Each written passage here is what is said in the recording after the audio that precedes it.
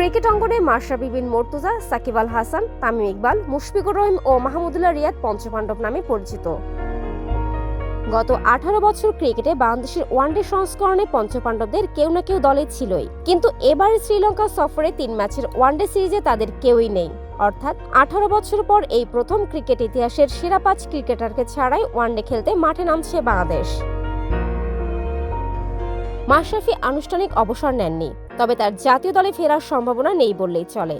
বাংলাদেশের একমাত্র smart city Bashundhara এখন আরো নিরাপদ, আধুনিকতায় আরো এক ধাপ এগিয়ে। সাকিব আল হাসান নানা আলোচনায় বিতর্কিত। দল থেকে তিনি বহু দূরে, দেশের জার্সিতে তাকেও দেখার সম্ভাবনা ক্ষীণ। দেশের সেরা ওপেনার তামিম 3 সংস্করণ থেকেই বিদায় নিয়েছেন।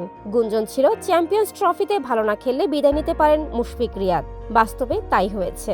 সমালোচনার মুখে ওয়ানডে থেকে সরে দাঁড়ান রিয়াদ ও মুশফিক। ফলে 18 বছর পর বাংলাদেশের সেরা 5 ক্রিকেটারকে ছাড়াই মাঠে নামতে হয়েছে টাইগারদের।